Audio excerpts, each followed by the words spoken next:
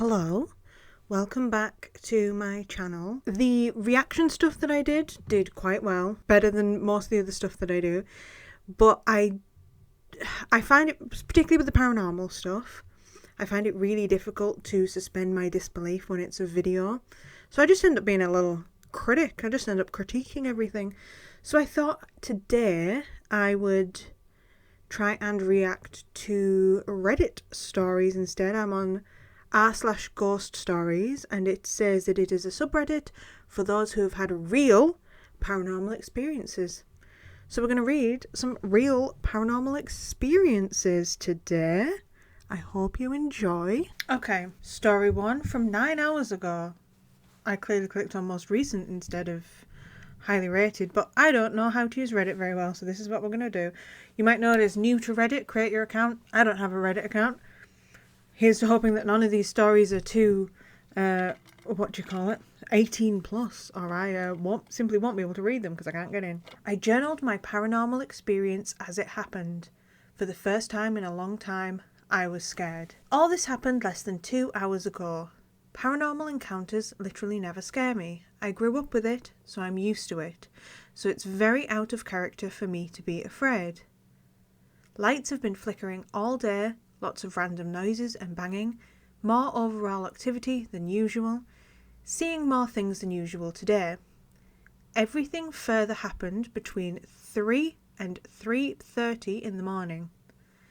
I blew out my evil eye protection candle, I lit it to keep all the activity at bay, and only a few minutes later there was the sound of something falling upstairs. I went halfway up the steps to check it out, but then turned right back around when I felt the powerful, strange, not negative, just forceful energy coming out from the guest room. I woke my fiancé up and he came with me to check it out. I brought my clear quartz necklace, I saw it standing in the doorway, just a black figure, and I walked directly towards it with a very prevalent f**k-off energy. Oh my god, I can't swear. With a very prevalent flip-off energy. It disappeared when I was only a few feet away. My fiancé went to bed. He was sleeping on the couch to be closer to me. I let the dog out. I went to get the dog from the backyard and I felt this awful, intense, overwhelming energy closing in on me from the darkness. It got closer and closer and it felt very threatening and very scary. It was coming from the house on the corner. I think it's the spirit that formerly haunted my brother a while back. I called my fiancé to get him to come back downstairs to get the dog from the backyard for me. I was too scared to do it myself. Out of character for me. Spirits rarely frighten me. He came down and made it go away. Once it was gone, I started to cry. Also out of character. I don't remember the last time I cried. He said that it was trying to frighten me to get in the house and it thought it would succeed because I was alone and I'm the weak link due to me being the most sensitive and in tune. He put a very, very strong protective barrier around the house, stronger than usual, probably because I cried because of the spirit. 20 minutes pass, my fiancé went upstairs with the dog, I stayed downstairs. He called me to tell me about something he saw on a video. During the call, I saw the negative spirit through the window next to the front door. It was a very clear face, more solid than I usually see, in the expression of a furious snarl, staring right at me. It frightened me. My fiancé made it go away and stripped it of its power. He chased it away from our property altogether. It's currently very weak, cowering in the house on the corner. A few minutes later, I got nervous and asked him to read the energy of the area, and he told me that the spirit was making it known that it was upset. He made it stop. It's finally over.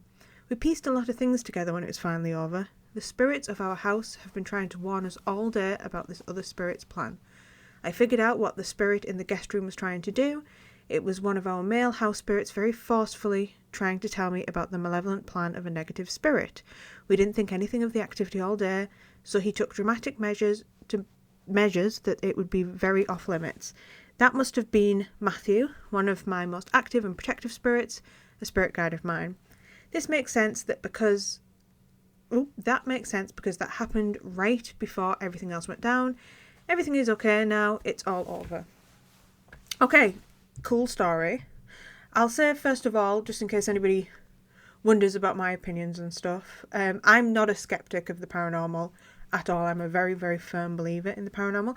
I have maybe more niche views, which I'll probably go into some other time. So my views on the paranormal as a whole maybe doesn't, match up to other people's views, which is fine. So I'm not a skeptic, which is why I find those videos really difficult, because they're so obviously fake. And I had this conversation with Matthew the other day, because I was saying about people that fake videos, and I know that for a lot of people who don't really believe in the paranormal, don't really care about the paranormal, faking a video is fun, and it's not to them necessarily any worse than, films that claim to be real, the first Paranormal Activity movie claimed to be real, things like that. And I have no problem with the Paranormal Activity movies, anything like that. And I don't really have a problem with people, making up little fun videos just to spook people and scare their friends, ARGs, things like that. It's fine, it's cool, I'll watch it all. But it does hurt me a bit because I believe in it so firmly. And I find the kind of, not mocking of it, I don't care if people mock it, but it becomes even less easily believed the more we put out there that it's fake, and the more that we're making fake videos. But again, people get to do what they want. They can make fun fake videos. That's not my fault. But anyway, I was talking to Matthew, and I was like, I just don't know what amount of money I could take that would make me want, I'd be like, oh yeah, okay, that's worth it, because I believe so firmly. And Matthew was like, £1 million and you would do it. £1 million and you would do it. Anybody would do it. And I was like, I wouldn't, because I believe so firmly in it. And then it took, I think, Jack interjecting and going to Matthew, I don't think you know how much Abby cares about this. So anyway, I'm not coming into this as a skeptic, and reading stories, I'm going to take all of these, unless they're so obviously fake, I'm going to take all of these as things that happened. I see no reason to not believe this. Again, I recognise that anybody can write anything, but also this very much could have happened. I also thought I could try and do advice as somebody who's really into it, and somebody who, I'm not like a ghost hunter or anything, but I spend a lot of time and energy on this type of stuff. However, I don't think that there's a single thing that I could tell this person. This person's very clearly also into it. They've got the candles, they've got the quartz. Not that you need either of those things, but if you're investing money in it, you probably believe that it will work, and it likely will in that case. They have other spirits that they're aware of, that were, letting them know that something was going on. Yeah, I think as far as things go, that's just somebody venting online, I should say. There's nothing that I could go, try this, because they already clearly have ways that they cleanse their house of spirits and things, the ways that they protect themselves. So I have nothing really to say. It's a cool story. I hope that malevolent spirit never comes back to them. Let's see some comments. Just one, glad you're okay. I'm also glad you're okay, and I hope it doesn't come back. Quooful is their name. I hope it doesn't come back, Quooful. This is from user PKP434. It's a short one. My daughter's imaginary friend. In 2013, my wife and I divorced, and we both moved into separate homes. The divorce went well, and we are still good friends to this day, partly because we have a daughter together. We agreed to split custody over our daughter, and I rented an old house in a historic district in the city where we live. It was a very pretty home, built in 1935, but kept up very well. I would have my daughter 2 weeks at a time, and she had a bedroom at the back of the house. She was 3 years old at the time, and I kept noticing her talking to her friend. One day I found her in a little closet talking to someone, and I remember her saying that she was talking to another little girl named Betty. I have no idea where she heard the name Betty, as she was only 3 years old, but I just chalked it up to a child's vivid imagination. Keeping in mind I am a single dad to a little girl, I really have no idea what I'm doing when it comes to dressing, hair, or even just little girl stuff in general. Her mother is good at that stuff, but not me. I put my daughter to bed one night after her bath. I remember brushing her hair that night, but that was all I did. The very next morning, her mum came to pick her up from my house, and my daughter was just waking up. Her mum went back to her bedroom to find my daughter's hair was fixed in 2 perfect French braids. Her mum was real proud of me at first that I had done her hair so cute, but I told her I didn't and couldn't do that. I can't even braid her hair, much less do perfect French braids. We asked our daughter how her hair got fixed, and she told me that Betty had done it during the night. I broke the contract on the rental agreement and moved out within the next month. I am... Okay. Here we go. We have such a negative opinion on spirits and stuff, and it comes from probably a lot of horror movies, a lot of fear of the unknown, a lot of us, I can't speak for everybody because plenty of people were raised in other cultures, but a lot of us would have been raised in Christian cultures, whereas anything that is not, of God, of this material plane created by God, is seen as something evil. There's nothing there that is remotely evil. If the ghost did your daughter's hair nice, why is that a cause to move? That's fine. I mean, I get you get to move if you're afraid of ghosts. That's okay. But it seemed like a pretty sick arrangement to me. Somebody does your daughter's hair. That's nice. I would say, if I was giving advice to the person who posted this 5 years ago called PKP434, if you're not getting bad vibes, then it probably isn't anything bad. And by bad vibes I mean a genuine sense of unease, and not you are afraid because you are afraid of ghosts. Then again, people can be afraid of ghosts, that's fine, but I would say life's better if you're not. Life's better if you're not afraid of ghosts. They're not very scary, I don't think. And yeah, listen, your daughter had a built-in mate in the house who's doing her hair. That's great stuff. That's fun. And also, so many children see things. Again, whether or not you believe in the paranormal, in the supernatural, in other things, depends on whether or not you think it's imaginary or not. But it's always been a belief in my family, primarily my auntie. My mum also believes in this type of stuff, but doesn't really care about it at all. But my auntie has always fully believed that children see things more readily than adults do, and that I saw things frequently as a child, and I went from not being scared to being scared when I started to just watch more TV and realise that I was supposed to be scared of this stuff, and then I became scared.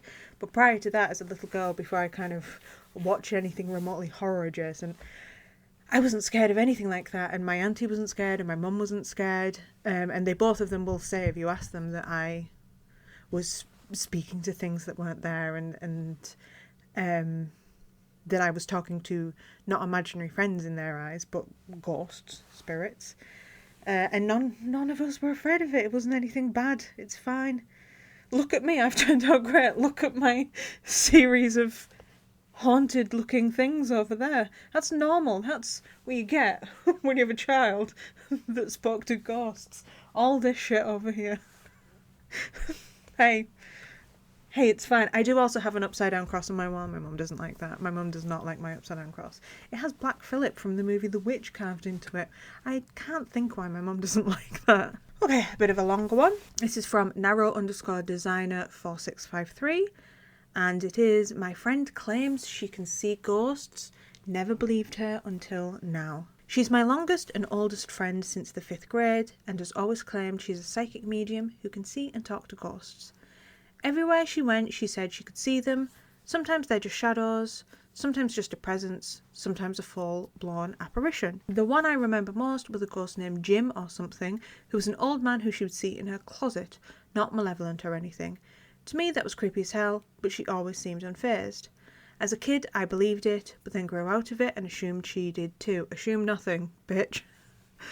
I've grew out of nothing. I moved states and we didn't see each other for a couple of years until I went to visit for the summer and we reunited. We were sitting in the living room watching TV and catching up when I popped the question jokingly, any ghosts around? She said there were a couple, but the one that caught her attention most was an old lady outside my mum's bedroom. Yeah, right, I'm going in my head. I'm a firm believer in science, psychology and logic. I also believe that the human brain is powerful and loves to play tricks on us as projections of our own fears. I've always taken people's experiences with a respectful nod and a grain of salt, which, I must say, is fine. I believe in it firmly, if you don't believe in it. There is a time and a place to have a kind of debate about it, I think. And But if anybody ever says that they believe and you immediately try and debunk everything, just chill out. Just smell the roses a bit and have some fun. If somebody's being like, sometimes there are in the paranormal community, there are people that start just with the normal fun stuff that we all love and like, and it descends into right-wing politics, anti-Semitism, a lot of anti-Semitism in the paranormal community, oh my god, anti-vaccines, stuff like that. And there's always a more esoteric twist to it than mainstream conspiracy. And at that point, those people are pretty far gone, and we can argue with those people. But if somebody is not being insane and anti-Semitic and just believes in the paranormal, leave them to it. Leave us to it. We're having fun, and we have to police it when people get too far. But when people aren't going too far, respectful nod and a grain of salt. That's fine. You don't have to believe us. Just chill out about it. I humour her. I ask her details. She says she's some older woman from Texas. She might be related to my mum and she's Native American. I realise that this brief description fit my dead nana. But that's probably a coincidence. We're in Texas, and everyone has a dead grandma, and she knows my mum is part Native. I did ask her specific questions, and she got them all correct. The name of her husband, how long I knew her before she died, the gift she gave me as a baby, and which of her children are dead or alive. My final straw was when I pointed to a portrait on the wall with kids and asked her, which of these girls is a partygoer who always got in trouble, and she got it right. At this point, I'm properly spooked, but I'm still in denial. I've known her for a while. There is no chance she stumbled across an old picture, overheard a conversation with my mum and I about her. Hell, what if I told her myself and just forgot? We've known each other for 8 years. There's no chance I've forgotten some conversations from then. She tells me there is another ghost who is a man who wants to communicate.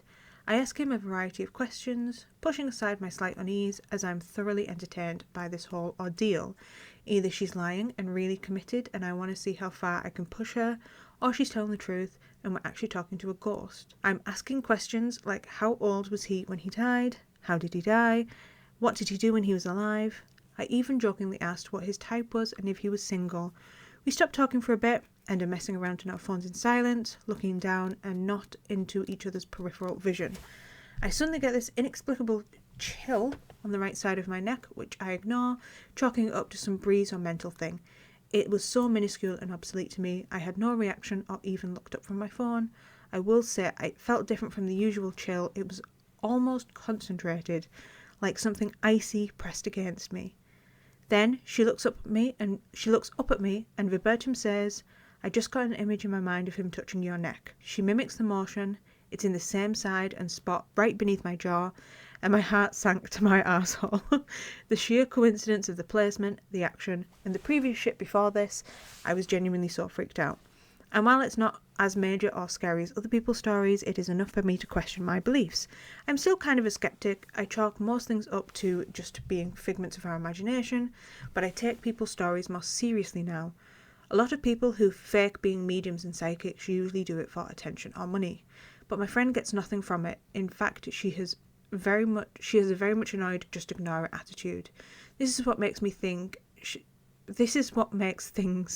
Oh my god, I cannot read. This is what make me think. Oh, it's just that the word's wrong and my brain can't comprehend. My brain can't fill in the blanks. This is what makes me think she might not be lying. She doesn't want anything from it and actually doesn't talk about it a lot. She's not trying to creep anyone out at a campfire. She's not trying to get internet fame or scam people into buying a palm reading at a little table. It's just something she lives with. And goddamn, what a shitty thing to live with if she actually does. Edit, if anybody is wondering DMing me, I'll ask her a ghost-related question. The answer's going to respectfully be no, because her life is significantly more difficult than mine at the moment. She's a mum with 2 kids and 2 different fathers. I don't need to know about this person's life. Okay, cool. So I'll say a couple of things. 1, I am in the same boat of not necessarily believing mediums and psychics who do it for attention or money. That's not to say that somebody can't. I don't really see much of a problem with somebody, reading the tarot cards for money. I don't really see somebody doing a palm reading for money as necessarily being much of a problem. The problem for me with mediums, clairvoyance, it is profiting off people's grief a lot of the time. And it is so frequently faked that I think it's one of these things that I have a weird relationship with, in that I do absolutely think it is possible to communicate with spirits in the way that this lady apparently does. But if you've ever, so I've worked in theatres for years, so I have one venue that I worked in used to have a lot of clairvoyants and things do shows, because we were kind of the type of venue that would pretty much have anything in. It wasn't a very, the venue didn't earn a lot of money. It wasn't a big venue in a big city or anything. So we didn't get any, major bands, anything like that. It also wasn't the only venue within the town that it was in. The other venue was council run. So this venue, we got more of the stuff that the act that couldn't really afford to go in the bigger venue in town, they came to ours. So we got things like clairvoyance and stuff like that. And it just gives me the heebie-jeebies. It just doesn't sit right with me. And I'll get into another similar type of thing that I experienced at that venue. But I just do not like when people profit from people's grief. Even if you do genuinely have this gift, the idea of asking money from a grieving person to pass on a message from the dead just doesn't sit right with me. And I know you can kind of, if you've got that kind of skill, it could be an earner for you, and who am I to say that you can't use that skill when there is a paying crowd. But I don't know.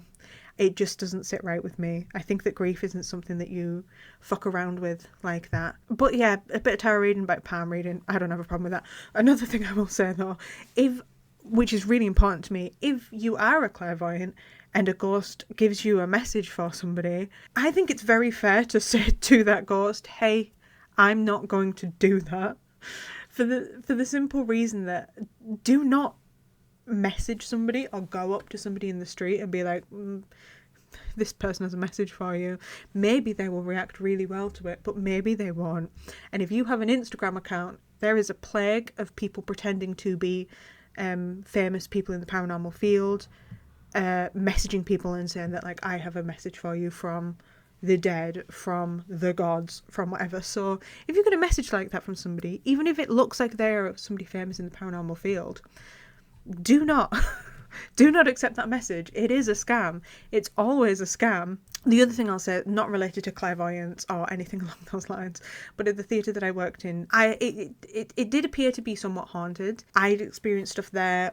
Lots of other people had experienced stuff there. But the building itself, it wasn't some, ancient theatre or anything like that. It was an old building. It was an old building, but it had been opened as a cinema.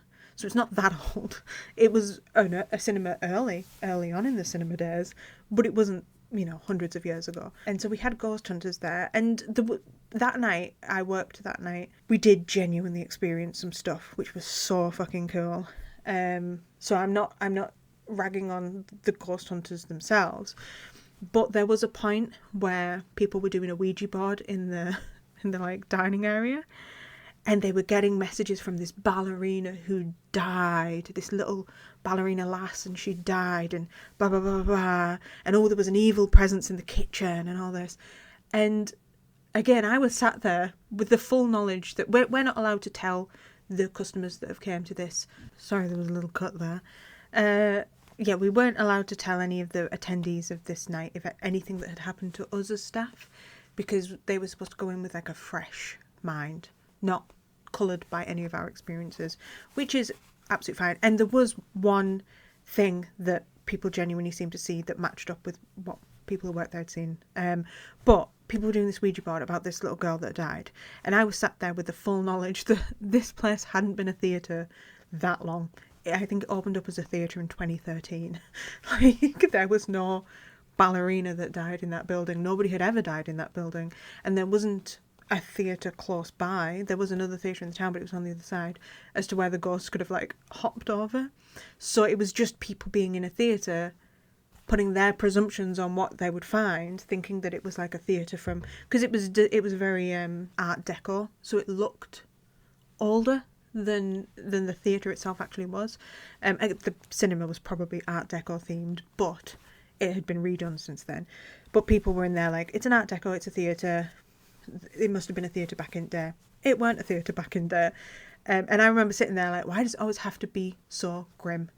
Why does every place that people go to find ghosts have to be a little girl that's died? There's an evil presence in the kitchen. All this stuff. And it's because we put our presumptions out there. We presume that that's what we're going to find, so that's what we find. We think like, oh, this is an old theatre.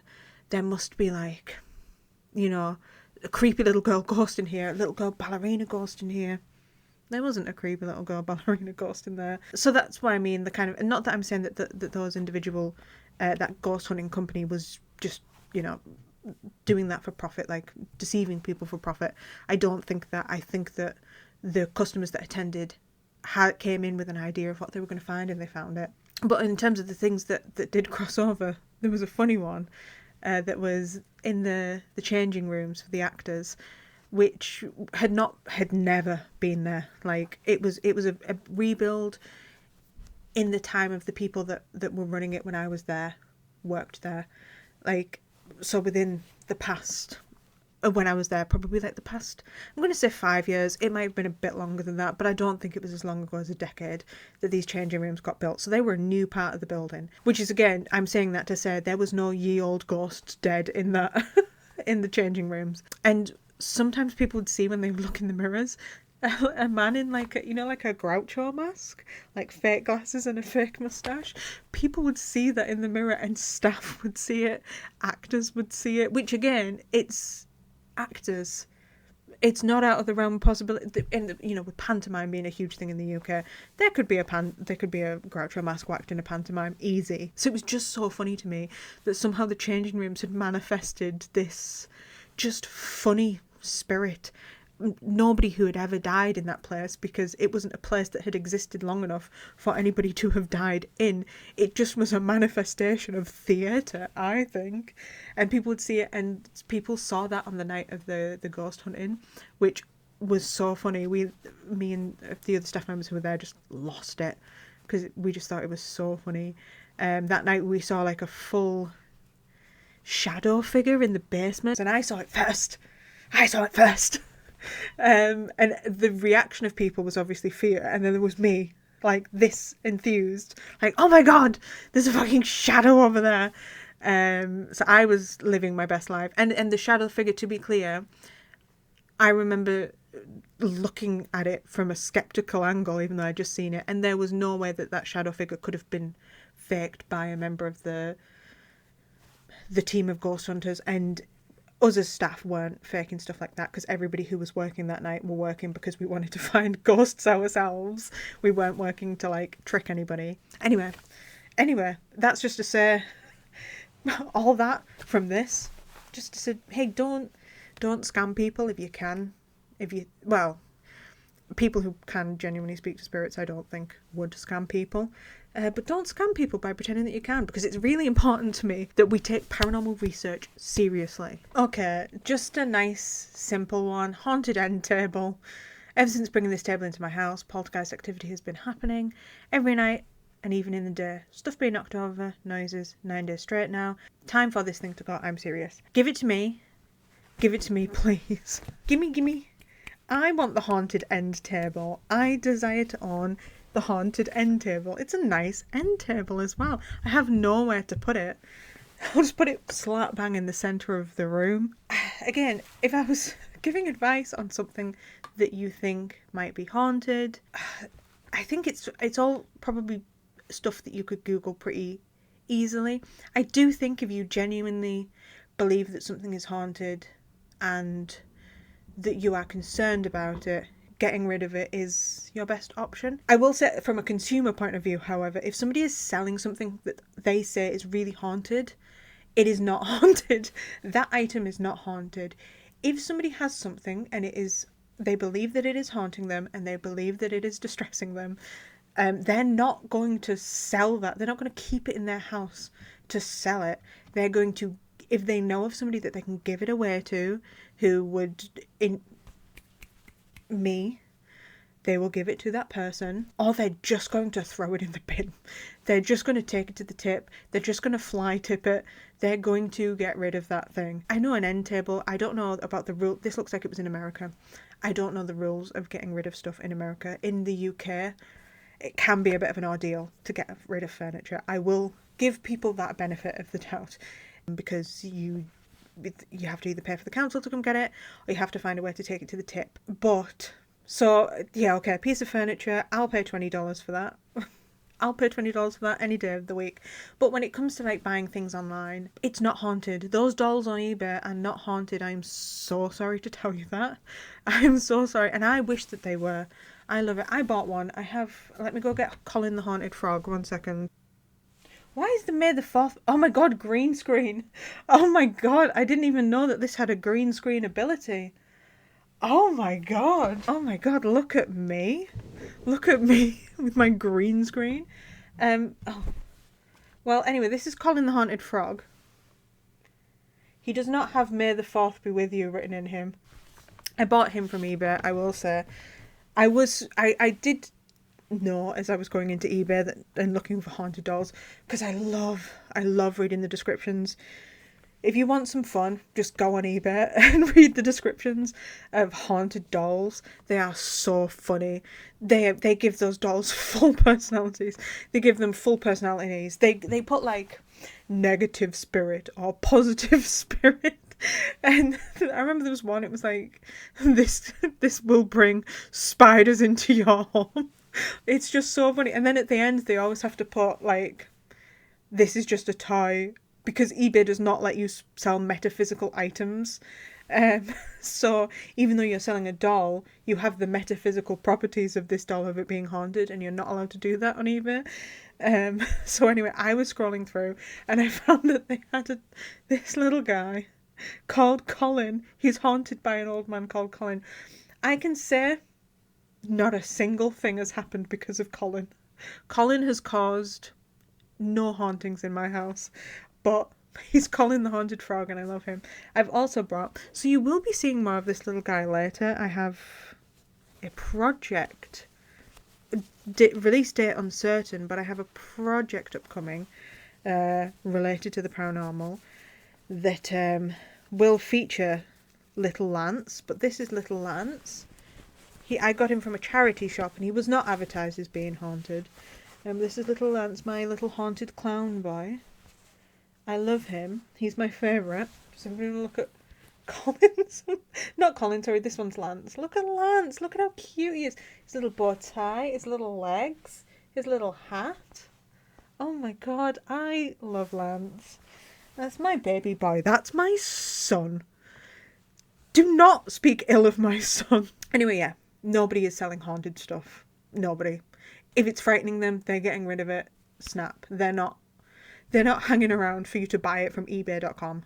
A few stories about a friendly ghost came called Dave. Let's go. This is by 4wolftail. Posted this in r/askreddit a long time ago and figured this would be a good place to share a few encounters with a ghost. Not a mean-spirited one, but rather a more polite ghost who usually refers to himself as Dave. Never saw him ever, but this is the best way to describe his voice, is an elderly, hardcore smoker answering you from another room.